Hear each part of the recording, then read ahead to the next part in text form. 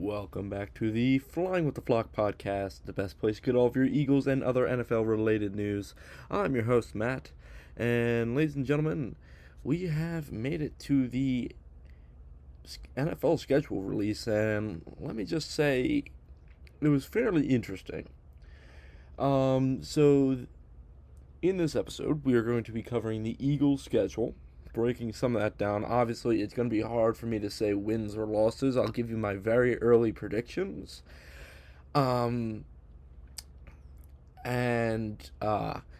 might go over a couple other teams' schedules. We'll go over the Aaron Rodgers situation that's kind of boiling in Pittsburgh right now. And then we will also go over a little bit of the A.J. Brown drama, which is starting to come to a head here.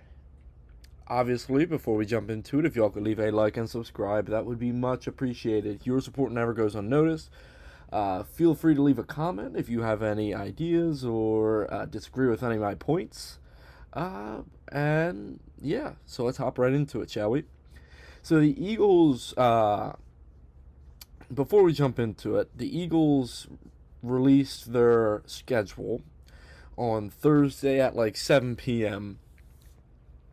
And so that didn't really give me too much time to make an episode this past Wednesday, so it'll just be uploaded today, Saturday, May 16th. There's already been a lot of different people having their opinions on what the Eagles' schedule will be. To me, it's a fairly easy schedule. Obviously, they rank in one of the top 10 easiest schedules in the NFL this season. And after last season, I kind of like that. Over the past few seasons, there's been like gauntlets. Gauntlets are like 4, 5, maybe even 6 games, all back to back to back, that are against really good teams. And this season, we don't really have that. Now, there might be a gauntlet of 3 divisional games back to back to back. But other than that, I'm not seeing too many other problems. So let's jump right into this. So week 1, the Philadelphia Eagles will be at home versus the Washington Commanders on September 13th at 4:25 p.m. I think the Commanders will be a better team this upcoming season. Obviously, Jayden Daniels will have time to get healthy, and will have an extended offseason to work on some of his mechanics as well. He's a very dynamic player when he's on the field, and he does make the NFL better as a player when he's on the field. I would certainly like to see what they're doing to revitalize this defense behind Jayden Daniels, and what they're doing to get more weapons for Jayden Daniels. I mean, a lot of his weapons either left in free agency or are really old or are really injured. So the Commanders are one of my wild card teams because obviously their ceiling with Jayden Daniels at the helm could be making it to the Super Bowl, but their floor could be missing the playoffs entirely. So obviously it won't be until the preseason that I'll be making record predictions, but the Commanders to me are going to take a while to kind of pin down. I would certainly like to see if they're willing to make any more trades to beef up this defense a little bit more, and surround them with some veteran presence that is not like 30 plus years old. So I do think that the Eagles could walk away with a win in week 1 for their home opener. And it's been a while since we opened up at home for a season. Let's see, 2024, who do we open up against with? We're down in Brazil. That wasn't home. This past season, who do we open up with? I actually forget the Eagles 2025 schedule. Oh, we opened up at home last season. Okay, that's my bad. We opened up last season against the Cowgirls. Again, we're facing off a division rival in week 1 at home in a primetime spot. It's not like in a better spot than just like a 1 o'clock game. But yes, September 13th, mark off your schedules. That is the first Birds game of the season. Week 2, kind of an easier game. It's in Tennessee against the Titans on September 20th at 1 p.m. Again, Titans could be in the top 5 or top 10 picks for the draft this upcoming year. It would be interesting to see how the connection between Carnell Tate and Cam Ward develops, and it would be interesting to see whether they're able to beef up this offensive line just enough to give Cam Ward enough time to throw the ball. Week 3, we're in Chicago on September 28th for Monday Night Football at 8:15 p.m. Our first primetime game, our first of 5 this season. This is going to be an amazing game. I could seriously see the Eagles losing this game to the Bears in Chicago, but luckily we're getting the Chicago game out early out of the season, so it's not as cold as if we were going there late in the season. Then week 4, we have our apparently at this point mandatory LA Rams matchup of the season. I think for the past 3 seasons prior, we've had at least one matchup, and sometimes we've had 2. So the Rams might as well just join our division at this point with how much they play the Eagles. I could seriously seeing the Eagles split, either go 1-1 in this stretch between the Bears and the Rams, but Rams just ought to join the NFC East at this point. I know they're on the other side of the country, but it would just make it easier for the Eagles to play. And that's on October 4th. It's a 1 p.m. slot, which makes me fairly surprised. But then again, I guess we're going to have to wait and see how these two teams get off to their start. I would figure that this would be prime time Sunday Night Football, or even a 4:25 time slot like the Commanders game was. But I guess it's fine. We've played the Rams at 1 p.m. This past season, so I guess I got to let the schedule makers off easy.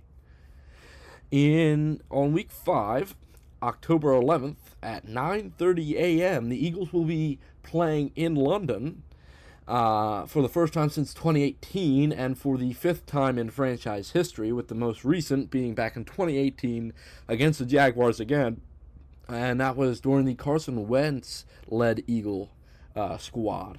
So a lot of things have changed. We've been to 2 Super Bowls since the last time we've been to London. Let's see if going back to London brings us any form of good luck. I believe we are, what is it? I think we might either be 2-0 or 1-1 when it comes to our London games. I know we've been there 4 times, but the other 2 times were for preseasons, so that doesn't really count. But Jaguars facing off in London. Jaguars will be the home team. What is the most important thing to me about this is that we don't lose a home game at the Link just because we have to go over to London. So I think the Eagles kind of luck out there. I don't mind, out of all the countries that the NFL is going to, I think London is the one that I mind the least. So I think this is yes, it's a little bit early in their season, week 5, but I think I'd rather get out of the way and go to a place like London over a place like Melbourne, Australia, which we'll talk about those kind of games in a little bit. And then I was surprised that week 6 wasn't the Eagles' bye week. That will be a little bit later, but week 6, they're going to be home against Carolina on October 18th at 1 p.m. Again, another 1 p.m. time slot. There's going to be quite a few more. It tends to be like when the Eagles face off of a team that was actually in the playoffs last year, which is weird enough, but whatever. But yeah, face off against the Panthers on a short week with getting back from London. Certainly that could be a possibility of a loss right there, but we're going to have to wait and see how things are kind of rolling into and out of London. Momentum-wise, that is. Then week 7, we have our first matchup against the Dallas Cowgirls on Monday Night Football, October 26th. The Cowgirls, again, I think they're still going to be a good team. I think if the Commanders and the Giants both are the wild cards in the division and of the NFC in general, if John Hardball could get the Giants together, they might press the Cowboys for their spot in the division. And if the Commanders can stay healthy and play good defense, I think they could press the Cowboys for their spot in the division as well. So the Cowboys, yes, they maybe upgraded certain aspects of their defense, but those aspects are still young. They don't really have any veteran presence in that secondary. And so besides like Deron Bland, and he hasn't been good in a couple of years. So in theory, I could easily see the Eagles splitting the Dallas series, but I think they're going to split with a team like the Commanders and probably sweep the Cowgirls. And another thing with the Cowboys is that they could have been a better team last year if they just didn't get injured as well. Some of their offensive weapons like CeeDee Lamb. And so I think there's a good possibility. It feels like Dak Prescott goes down with an injury every other year. I hope that this doesn't happen, but it always feels like every other year he misses a game against the Eagles. But we're going to have to wait and see how that kind of pans out. Week 8, we're going to go into another divisional matchup, this time on Sunday Night Football at 8:20. On November 1st, they're facing off against the Washington Commanders to finish off the series against the Commanders. Like I just said, I have a feeling that if Jayden Daniels can stay healthy and this defense does find its identity a little bit, especially if head coach Dan Quinn can kind of implement what he's best at, I think that the Commanders have a shot at splitting the series with the Eagles. So I'll let the Commanders win this one on prime time. The New York Giants, I think they're again, similar to the Commanders, they're an interesting squad, and they're even more of a wild card to me due to the fact that we don't know what John Harbaugh is trying to instill. They lost some franchise pieces like Dexter Lawrence to trades in the offseason. Guys like Jackson Dart and Cam Scatterboo and Malik Neighbors, who just underwent a second cleanup surgery that was unscheduled originally, and now maybe threatens his availability at the beginning of the season. It makes it hard for me to get the full picture of what the Giants are coming into this season. If Jackson Dart, Cam Scatterboo, Malik Neighbors can stay healthy, I think that trio of players could be very good. The problem is that New York's offensive line is not good, like whatsoever. And a lot of people want to say, yeah, he maybe pulled like one or two guys from Baltimore to help beef up this NFL this team, but it's like it really doesn't mean that much if there is no chemistry between those guys.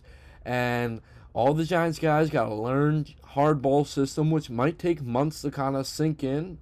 And all those Raven guys have to learn to fit in with some of these other Giants guys. So I just need to see what this Giants team looks like maybe through the first couple weeks of the NFL season before I can be like, okay, they can easily challenge the Eagles. I know that they beat the Eagles last year.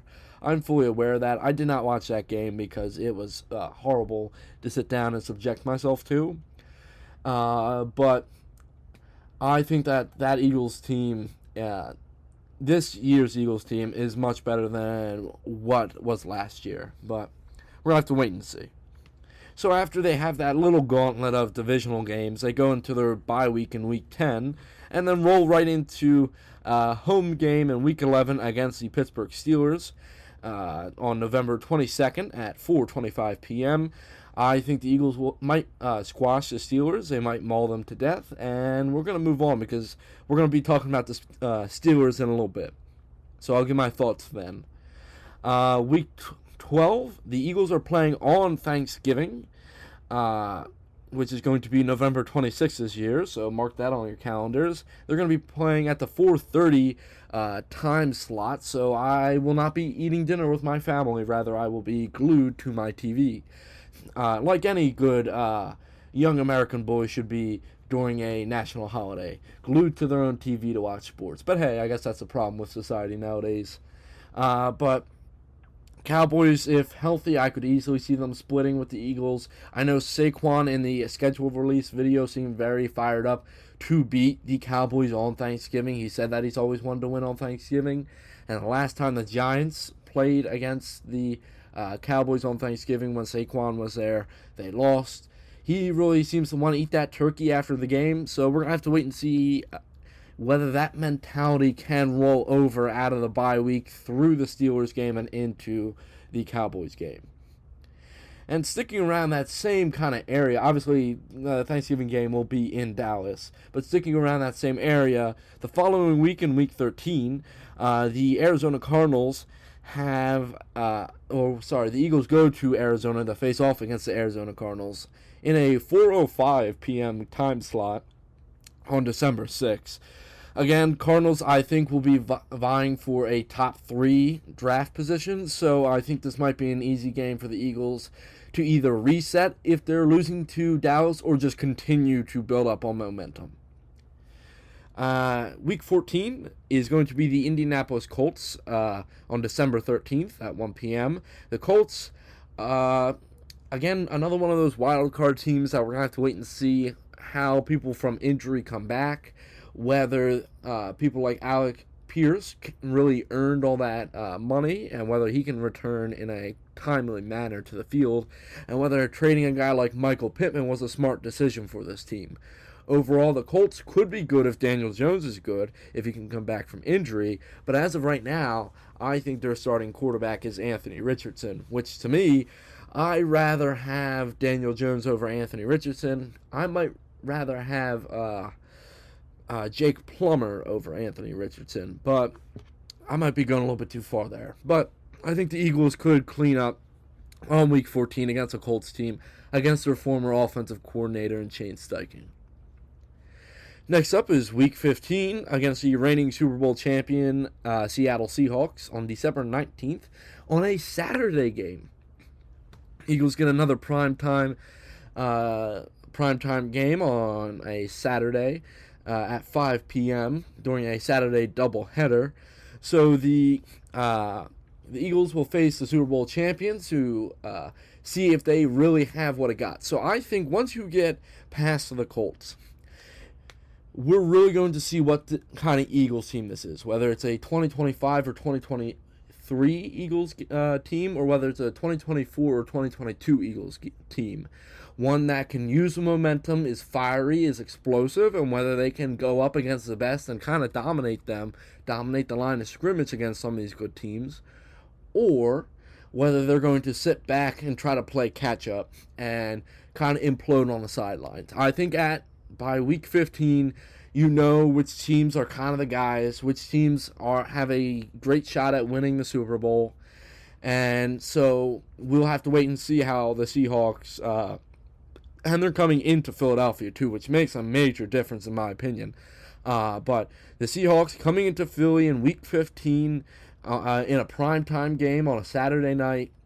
Eagles fans don't really have much else to do on a Saturday besides tailgate, so they're probably going to get a little bit rowdy. There is a chance that the Eagles could upset the Super Bowl champions, but we're going to have to wait and see. And they're not going to have to go far. They're going to have a 3-game home stretch here between the Colts and the Seahawks, and then Week 16 on Christmas Eve against the Houston Texans at 8:15 p.m. on Thursday Night Football. It has the broadcasting rights. And so, to me, if they can beat they have a little gauntlet here. We'll talk about that in a minute. But if they can beat a Texans defense, then I have a high... I think that there's a high chance that the Eagles could go all the way. Texans defense has been notoriously known for dominating even the best of Super Bowl contenders over the past few seasons, just their offense not being great with C.J. Stroud under center. Obviously, they have their own questions they need to answer this season, whether C.J. Stroud was just a fluke in his freshman season, or rookie season, excuse me. I'm acting like this is college football. Rookie season, or whether he can get back and sustain that superstar status and not just a young star quarterback. I think hopefully he can do it. I'm rooting for C.J. Stroud, but we're just going to have to wait and see whether he can continue his development. Overall, I think the Eagles, if they can beat the Seahawks, I think they can roll in with on a short week, which is interesting. They're going from playing on a Saturday to them playing on a Thursday, but I think they can use some of that momentum and roll in and possibly take the Seahawks game in Week 15 and take the Texans game, in Week 16. Which then brings me to Week 17 on January 3rd. Sunday Night Football at 8:20, we have a wild card rematch between the Eagles and the 49ers in Santa Clara. Again, if the Eagles have so much momentum, let's say that they beat Dallas back in Week 12, and they've just beat every single team in front of them, I don't think this 49ers team can really hold up against them. You never know whether they're going to be fully healthy. They have a lot of guys on IR to begin the season, so you don't know whether they're going to have enough steam to kind of win early and then stay afloat throughout the season. Ultimately, I think that they could become a solid contender if everything goes right for them, but it never does. And with how many miles they have to travel, they're traveling roughly, I think it's between 33 and 38,000 miles this season, which is a lot for a single team. I think that if they can hold up through that, I think that they can be one of the better teams and more underrated teams in the NFC. And lastly, in Week 18, we have the New York Giants in New York. The time and the date will be determined at a later date. And that will finish off the Eagles' 2026 regular season schedule. To me, I could see the Eagles having, as of right now, I could see them having a ceiling of 13-4. Or if everything went wrong, I could see them going 10-7. I think that this schedule is very favorable towards the Eagles. There are a couple gauntlets, that being Cowboys, Commanders, Giants in Week 7, 8, and 9, and Seahawks, Texans, and 49ers in Week 15, 16, and 17. So halfway through and at the end, there could be some questions. And Week 3 and Week 4, it's not going to be any form of cakewalk. Chicago Bears and the LA Rams are teams here to stay and compete in the NFC for a championship. And so seeing both these teams on our schedule, it's going to be rough, but if the Eagles can beat at least one of those two and build momentum going into London, have it coming out of London and heading into that divisional gauntlet, I think that could be a good thing. Then they can reset. The Eagles use their bye week very well. Obviously, in years past, when they go deep into the playoffs, it's normally an earlier bye, which you would normally think it would be the other way around. But if they can use that bye to reset and get ready for this back half of the season, these last 8 games, I believe. Yes, these last 8 games. If they can use that and just change their momentum to build throughout the end, I think this Eagles team can do a lot of damage in the playoffs. I'm never going to say that they're 100% going to go to the Super Bowl this early out. But I'm not going to say that about any team, not even the reigning Super Bowl champions. And so I think that any team has a possibility to win it in June, as long as your name is not the Miami Dolphins, Las Vegas Raiders, or the Cleveland Browns, or the Arizona Cardinals. I don't think either of those 4 teams can win anything, but who knows? Who knows? And there's 2 points about the overall NFL schedule I want to talk about and how it really is not favoring NFL teams and NFL fans anymore. And it's to the point that we have how many, let me count off on the top of my head. I'm probably going to forget a few. We have several international games. We have 3 in London, 1 in Berlin, 1 in Paris, 1 in Madrid, 1 in Rio de Janeiro, 1 in Mexico City, and 1 in Melbourne, Australia, with the San Francisco 49ers being in Melbourne and Mexico City. And so that team really gets screwed. I feel bad for the 49ers right now, although I hate them. I feel bad for them because they have to go to Melbourne to start their season, and then halfway through the season they need to host a game down in Mexico City. And so that's 9 international games that fans either have to wake up really early to watch, or it's really late in the day. Either way, fans lose when they start to watch that. And so do NFL teams. The Eagles are going to be the 9th most traveled team due to the London game, in my opinion. And they're going to be, and obviously I already said the 49ers are going to be the most, with traveling between 33 to 38,000 miles. And so it really grinds you down, that kind of travel over the season. And so whatever team can get the least in that whatever team is the most competitive, can get the least amount of travel yards, I think will do the best. I've seen teams overcome that, obviously, in the past, but it really does not favor the NFL teams, and sometimes it doesn't favor the NFL fans. Where it really doesn't favor the NFL fans is that there are several NFL games on holidays or made-up holidays. Let's see. You have a game on what they're calling Thanksgiving Eve. You have 4 games on Thanksgiving. No, sorry, you have 3 games on Thanksgiving, 1 day on Black Friday. Then you have, so you're going to already have 3 days of football and then Sunday. So in that span of 6 days, 5 of those days are full of football. After that, we move to Christmas Eve, there's a game. Christmas Day, there's 3 games. New Year's Eve, there's 1 game. I don't think there's one New Year's Day. And then the Super Bowl is on Valentine's Day.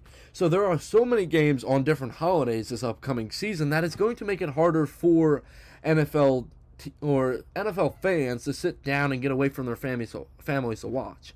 And so I think the NFL might start shooting themselves in the foot if they continue to compile that amount of games onto holidays. Overall, I don't think the NFL is going to change these international games or the holidays. I just know, as an NFL fan myself, I enjoy watching football.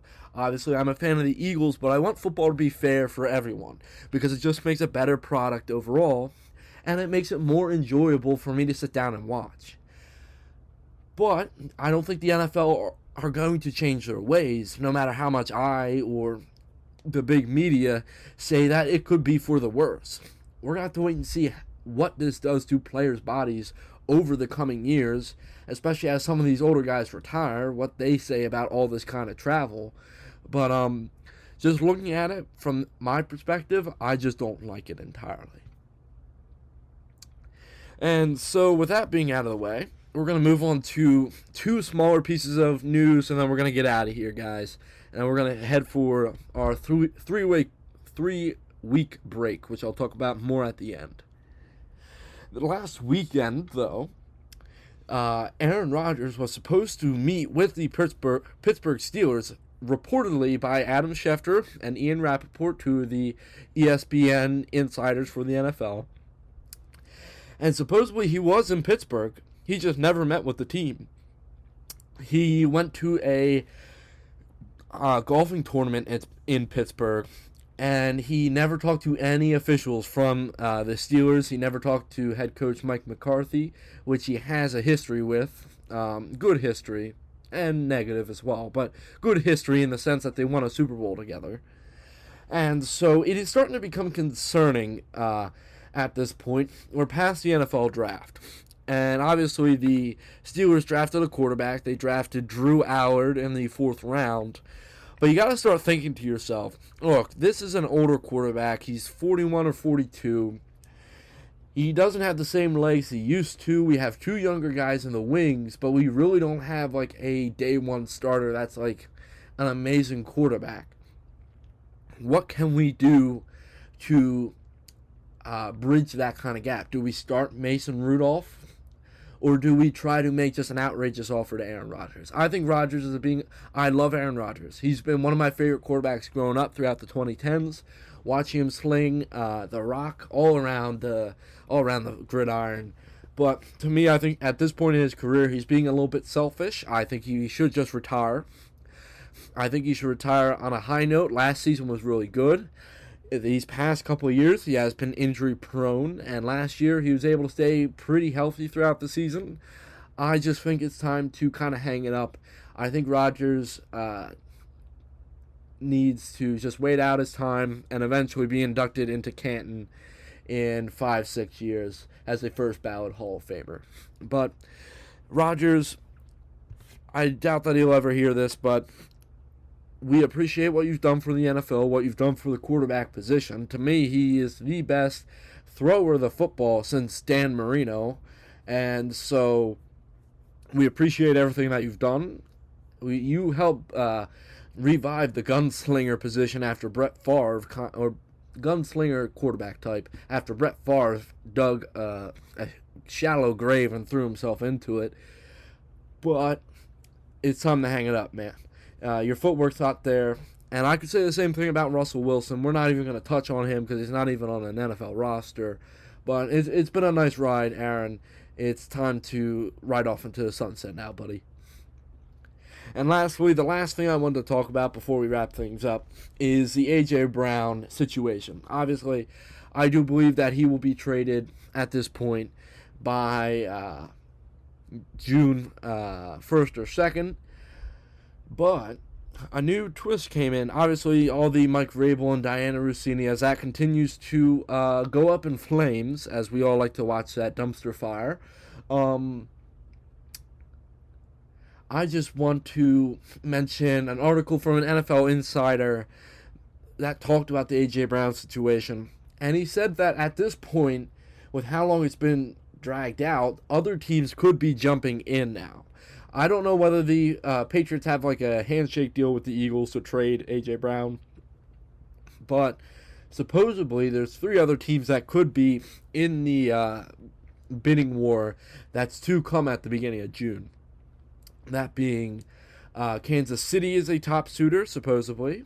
Who is it? The 49ers, which they just signed Mike Evans and they have Ricky Pearsall. They don't know. They already have their own disgruntled wide receiver, so I don't think they're going to bring on another kind of diva. They already have Brandon Ayuk to deal with. And the last one would be the Jacksonville Jaguars as well. Bring in a veteran guy to run alongside Brian Thomas Jr., and a guy to kind of take over the role that Travis Hunter was supposed to fill last season. Obviously, Travis Hunter was supposed to be mainly wide receiver and some corner. They're switching that. It's going to be mainly corner and some wide receiver. They're going to kill that kid down in Jacksonville, but oh well. So bringing a guy like A.J. Brown could be a good way to help Trevor Lawrence kind of evolve as a passing, as a quarterback as a whole. But I just wanted to bring that up. Don't expect it to go a different way other than New England. But if all this Diana Russini and Mike Vrabel stuff continues to get worse and other teams are willing to bid a higher price for A.J. Brown, I think the Eagles would pull the trigger on sending him somewhere other than New England. And so that's it for this week's episode of the podcast. I want to thank you guys for waiting a couple days extra for this episode. It'll be 3 weeks until the next episode comes out. I'll give you guys a date. It will be July 17th. All right? So a little bit more than 3 weeks. But it will be July 17th. Or not July, June. Jesus Christ. I don't want to scare you guys that much. It'll either be June 10th or June 17th. Both of those are Wednesdays. Look out for when the podcast comes back out. I have a couple of things that can help shake me up. I'm changing up my setup a little bit for the season. We will talk more about that once we get closer to the preseason and such. And we're just going to, now that we're entering the NFL extreme dry season, we're going to let everything kind of dry out. We're going to build up as much news and as much topics as I can possibly can. And once June 10th or 17th rolls around, you'll hear more of my sweet, beautiful voice on your TV, phone, laptop, whatever you guys listen to me on. You'll hear me there. Thank you guys for everything that you've done for me over the past, year or two. Your love, it never goes unappreciated here. Those that know me personally and listen, always reach out. And never, I will always get back to you. Those that don't know me, feel free to leave a comment, and I will always get back to you. It might not be a day, it might not be 2, it might be 3, but I will get back to you. I mean, there was a wonderful guy that commented on the last episode. So I just hope that you guys feel free to interact with the channel in this upcoming season. Give me your opinions on a lot of what's going on, and we will head into the NFL, our second NFL training camp and our third NFL season strong, and we'll do it together. Thank y'all, and remember, go Birds.